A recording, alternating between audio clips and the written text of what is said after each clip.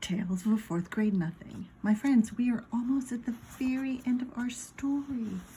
We are on chapter 9 and there are only 10 chapters left. So this is called Just Another Rainy Day. Now, just to regroup, this is still the same weekend that Peter's mom went to visit her sister in Boston. So this is the weekend that the dad is taking care of Peter and Fudge. So this is all still going on the same weekend. Remember the chapter before was when he was in the TV commercial of the Tuttle bike. Chapter 9, Just Another Rainy Day. The next day it rained. My father asked me how I'd like to go to the movies. Just me, I asked. No, all three of us, he said. Fudge is very young to go, I said. Don't you think so? Maybe, but I can't think of anything else to do with him, and that will take up a few hours. You could give him some socks, I suggested. You know how he loves to play with your socks. Socks won't last the whole afternoon, my father said. That's why I thought of the movies. What do we see, Dad? My father checked his New York magazine. Oh, just turn the page. Oops, sorry, a little trouble here. Technical difficulty. A Bear's Life is playing in the neighborhood. How does that sound? What's it about? I asked. Well, A Bear's Life, I guessed, my father said. It's rated G. I was thinking of a good Western with lots of action, or else a picture rated R where you can't get in if you're under 17 unless you're with your parents. But my father made up his mind. A Bear's Life it was. I suggested that my father get Fudge cleaned up, because by then he was looking kind of messy. I don't think my father even put him into his pajamas last night. He's been wearing the same polo shirt ever since my mother left yesterday morning. By 1 o'clock, we were ready to go.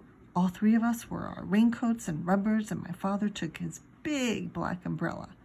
One thing about New York, it's hard to get a cab when it's raining, but the movie theater wasn't very far away.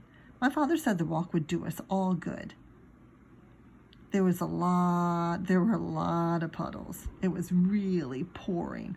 I like to walk in the rain, especially if it isn't too cold out. It feels nice when it hits your face, when it wets your face. I jumped over the puddles. My father avoided them too, but not Fudge. He jumped right into everyone and splashed around like a little duck.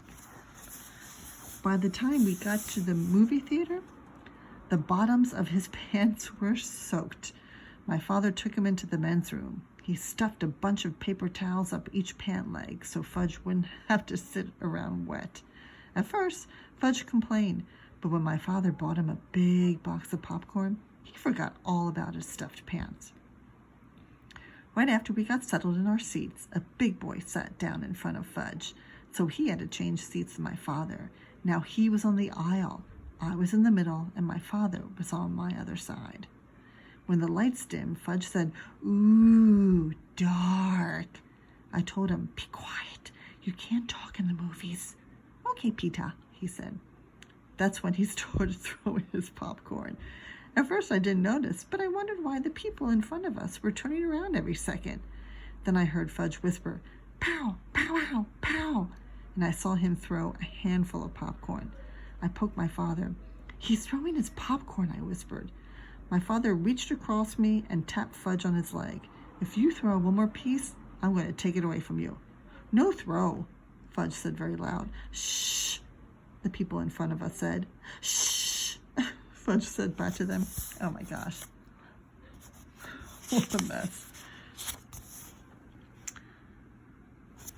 You see, I told my father he's too young for the movies. He doesn't understand. Oh, sorry, Max. Max is balls on there. But from the moment the first bear came on the screen, Fudge sat still and watched. And after a while, I forgot all about him and concentrated on the movie. It was much better than I thought it would be. It showed all these bear cubs and how they live. I'm not sure when I realized Fudge was gone. I guess it was when I turned to ask him if he had any popcorn left. I had already finished mine and was still hungry. I was really surprised to see he wasn't there. I mean, 1 minute he was sitting right next to me, and the next minute he was gone. "Hey, Dad," I whispered to my father. "He's gone." "What?" my father asked. "Fudge isn't in his seat." My father looked over. "Where'd he go?" I don't know. I just noticed he was gone.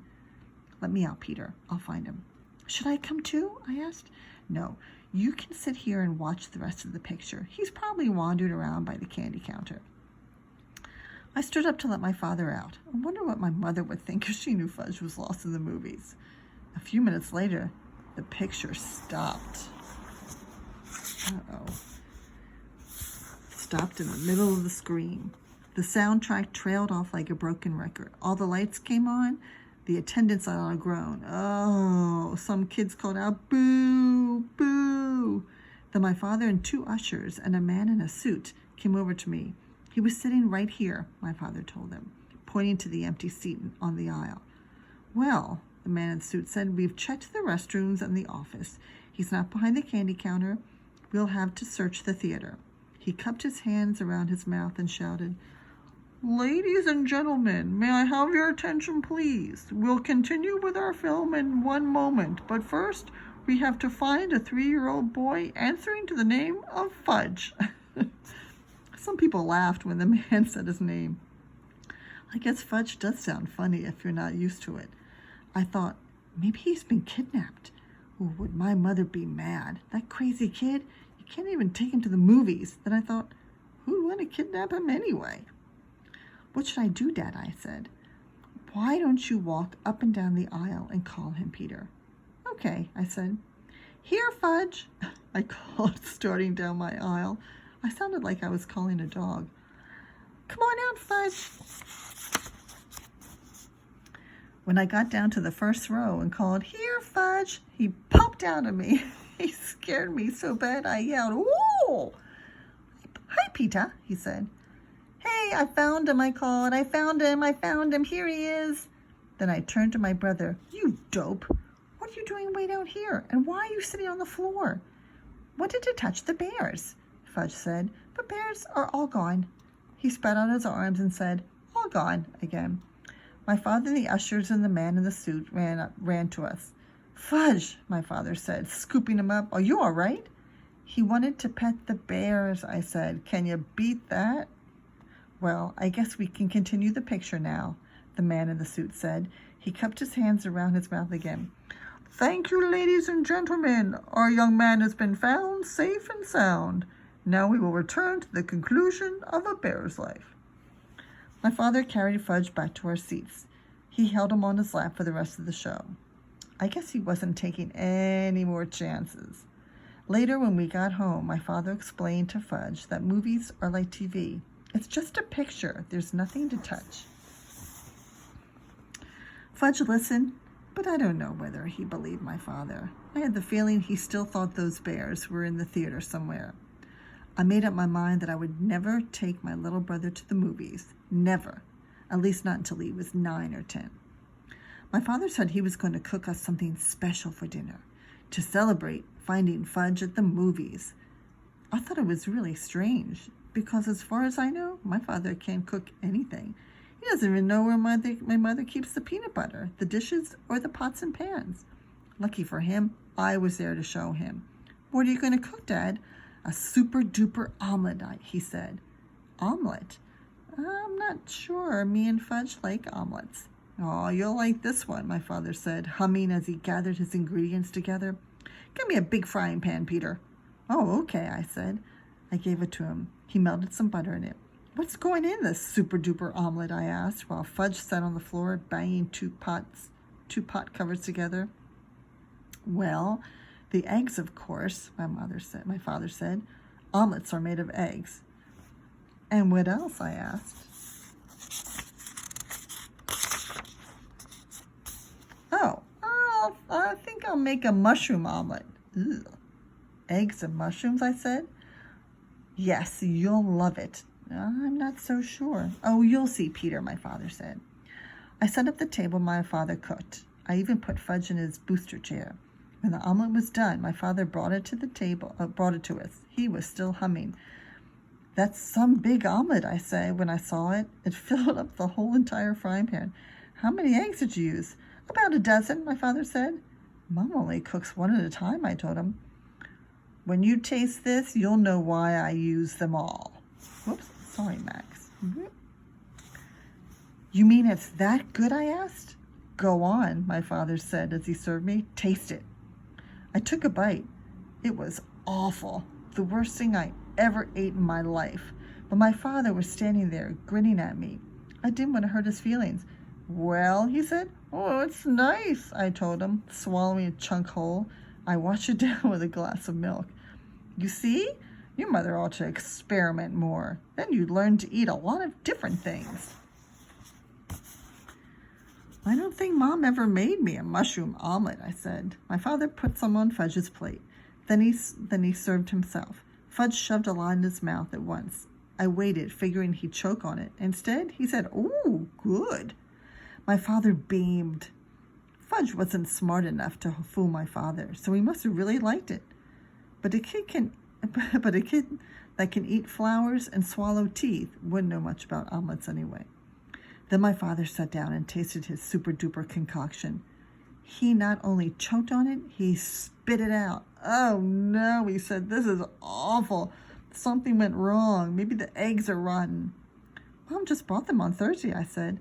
Maybe it's the mushrooms then, my father said. Maybe it's how you cooked it, I suggested. My father jumped up from the table and threw the mushroom omelet into the garbage.